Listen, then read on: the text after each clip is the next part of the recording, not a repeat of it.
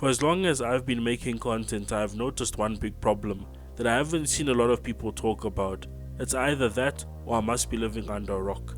And yes, I know people will use that against me in the comments, but for the most part, I've noticed something about content creators, and especially gaming content creators. As someone who also makes gaming and media related content, I've seen a huge divide, and this is that problem. I have heard the term shill and grifter thrown around a lot these days. And with regards to video games, the issue is that there isn't one voice, there is many. One could say too many in fact. The thing is, when it comes to grifters and shills, they only seek to line their pockets, and with regards to video games, these people are the reason why video games are dying, because one side is saying everything sucks, and the other side is saying everything is great, but yet they are both still buying everything. There is a huge lack of integrity within the gaming community, and the reason why things aren't getting any better is because people can't choose one side. Even though I'm not happy with the state of gaming, I wish we could all choose one side. If we could all choose one side, things would be different. For example, if all of us could choose to hate bad video games and refuse to buy them, and when I say all, I mean everyone, then things would change instantly, because then it would show all these developers and publishers that we mean business. But then if you're going to be the type of person who thinks, oh, I have money, so it's not my problem, then the whole point is lost. The point is, if you have money, then you have more of a responsibility to the community to steer the direction of video games and gaming. Your place matters a lot more than mine, because you have buying power and I don't. If you choose not to give in to peer pressure and FOMO, then maybe the game publishers would be like, why are people not buying our game? And then the developers would say, because the game doesn't appeal to our fan base. This is where the change would start. At this point, they have taken everything away from us. They have even taken away our right to own the things we pay for. Ross Scott was really onto something with the Stop Killing Games movement. I would honestly say that I wish we could start a stop killing everything. Stop killing music, stop killing movies, stop killing sport, stop killing food, stop killing the economy, stop killing society, stop killing cars. The list could go on, but I'm getting a bit carried away and off topic, and I'm sorry for that. But we can't sit here and pretend that video games are the only things that are not doing well. At the end of the day, we are going to have to choose a side, or else nothing will change. Because look at it like this. If a video game developer and publisher make a bad game and people still buy it, then they are going to say to themselves, these idiots will buy anything. And right now, that is the case. Because regardless of how good or bad a game is, if they are still making money, or let's say if they are still making a profit, why would they care about the quality of the game? If they can put in less effort and still make money, then why would they put in more effort? If the quality of the game is bad, but they can charge more for it, then why would they not charge more if they know you're going to buy it? For example, let's talk about the Switch 2, which got so much hate before it launched, and everyone was saying they're not going to buy it, yet literally when it came out, it sold extremely well, as in, shut up and take my money kind of selling well. It sold so well in fact, that it sold more units in its first week than the Nintendo Switch. So what type of game are we playing here? And look, it doesn't count if you bought the Switch 2 and hated it more than Satan himself. You are still the problem, and smashing your Switch 2 outside of a Nintendo store doesn't do anything. It just proves how silly you are. That is like an obese person burning down their favorite fast food store because they blame it for them being obese, when in many cases they probably had the food delivered to their house. The same case is true with the gaming content creators. I feel that video game content creators don't really serve to save video games anymore. There are a few, but most of them are not good.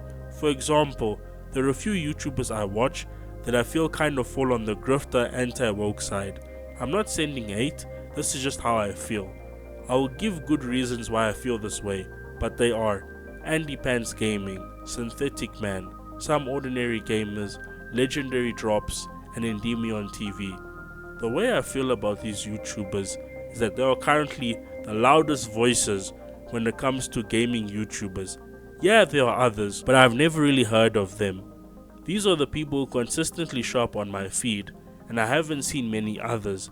And then you get the people on the other side, ones that I've heard people consider shills, but these are people that I watch every now and again, and these people are G-Man Lives and the Act Man. The difference between both sides is that one side makes actual content and the other side doesn't. I would also argue that the other side makes valid criticism of video games that is needed, but they don't have any purpose outside of anything than to just complain. And it isn't really helping video games much. It's the sort of, tell me something I don't know kind of case. It's like, yeah, we get it. And then you get the other side, of where it seems most of the time, all they do is just pretend to like everything. But at the end of the day, they are still making actual content. They make videos about games they legitimately like. And this is the fine line between the two groups. But you see, at the end of the day, they both make money off the same thing. But they will both point fingers at each other, throw accusations at each other, placing blame and not taking accountability. But yet one thing that never changes is how video games are not doing well. This is the reason why I like Stop Killing Games, because though both sides can't agree, it seems like everyone agrees on this topic, and it is a collective that seems to be working.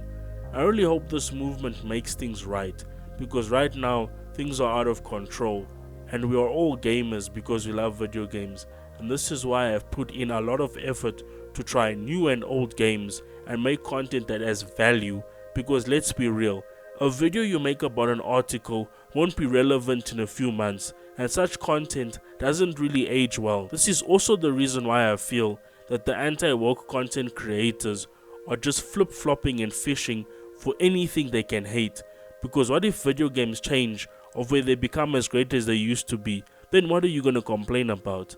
And the sad part is that you built your whole brand on hate. Then people will be able to see through it. And most likely, a lot of these people will do one of two things.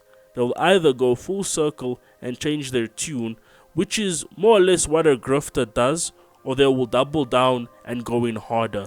Mark my words, I can see this happening. I made the best decision to not play games I don't like. And if I can make that decision, why can't anyone else? Yes, money is a good incentive, but just remember what you stand for. And yes, I also get it. You have to pay the bill somehow, but you also need to balance your content with what you do like, because that is one thing a lot of these grifter content creators don't do. Hating everything for the sake of hating is not cool. Your fan base would like to know what you like, and it's important to add value. This is why people that the grifters consider shills get way more subs, views and sponsors, because from what I can see, the shills are killing it and the grifters hate it. To add context as well, I subbed to Andy Pence and Synthetic Man back when they were normal. I noticed a huge shift in content when they started to blow up, and now they have gone full anti-woke with every video being about the same things, which I got really bored of, and this is the reason why I never subbed to Legendary Drops, Some Ordinary Gamers or Indie on TV. I am not an anti-woke content creator, I just make videos on topics that interest me.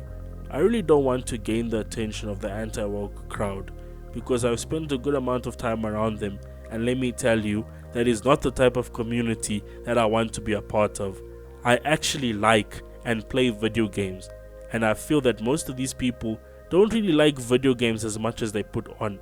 The only reason they make content on video games is because it's what makes them money, and now that is what they will have to stick with, because if they switch, they'll be called out for it. And with that, this is the Chilly Man signing off. I thank everyone for watching. Peace out.